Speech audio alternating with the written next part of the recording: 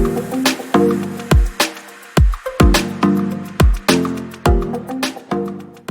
Swastiastu. Assalamualaikum warahmatullahi wabarakatuh. Shalom, Namo Buddhaya.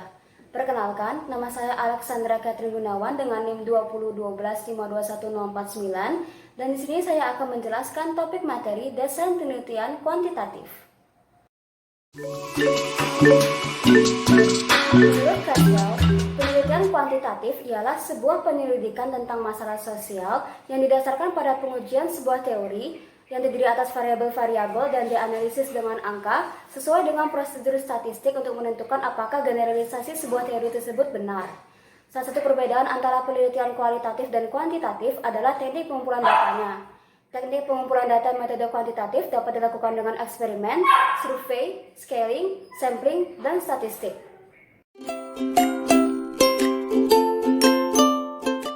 Yang pertama adalah eksperimen.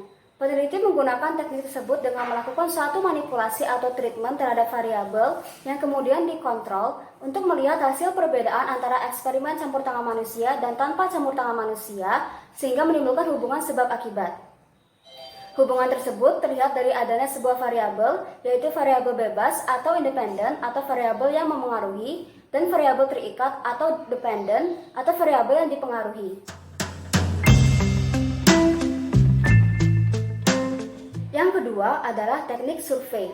Survei ini dapat dilakukan dengan beberapa cara yang mencakup jawaban dan pertanyaan dan mencari informasi dengan bertanya ataupun mencari hubungan antara variabel yang diteliti. Teknik ini juga dapat dilakukan dengan wawancara face-to-face, wawancara telepon, ataupun kuesioner self-administered yang dapat dilakukan terhadap suatu kelompok ataupun individu.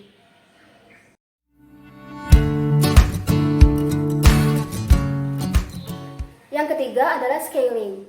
Teknik ini adalah alat atau prosedur yang digunakan oleh peneliti untuk mengukur skala peringkat atau kuasi interval melalui opsi yang diurutkan kemudian ditujukan kepada subjek.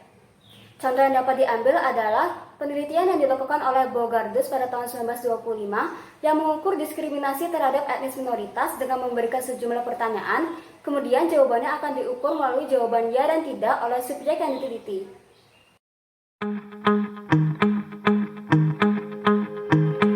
Yang keempat adalah statistik. Teknik ini digunakan oleh peneliti dengan mengumpulkan data yang kemudian diinterpretasikan menjadi angka ataupun jumlah. Teknik statistik memiliki 4 aspek. Yang pertama adalah production atau yang dihasilkan dari adanya proses administrasi seperti sertifikat kelahiran dan kematian ataupun perceraian dan pernikahan. Kemudian yang kedua adalah units of analysis yang dihasilkan dari data geografis seperti provinsi dan kota. Dan ketiga adalah content atau yang dihasilkan dari fakta ataupun peristiwa.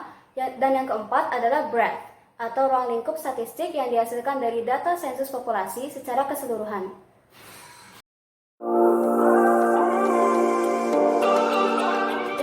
Adalah sampling. Teknik ini digunakan oleh peneliti untuk digunakan sebagai pengambilan contoh pada sebuah penelitian ataupun untuk menentukan sampel pada sebuah populasi.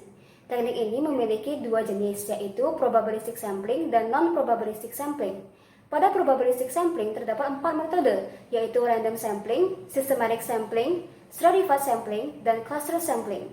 Sementara itu, pada non-probabilistic sampling terdapat 5 metode, yaitu quota sampling, convenience sampling, purposive sampling, snowball sampling, dan voluntary sampling.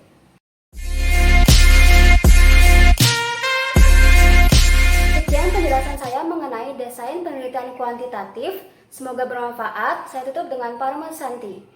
Om Santi Santi Santi Om. Wassalamualaikum warahmatullahi wabarakatuh. Shalom, Namo Buddhaya. Terima kasih dan sampai jumpa.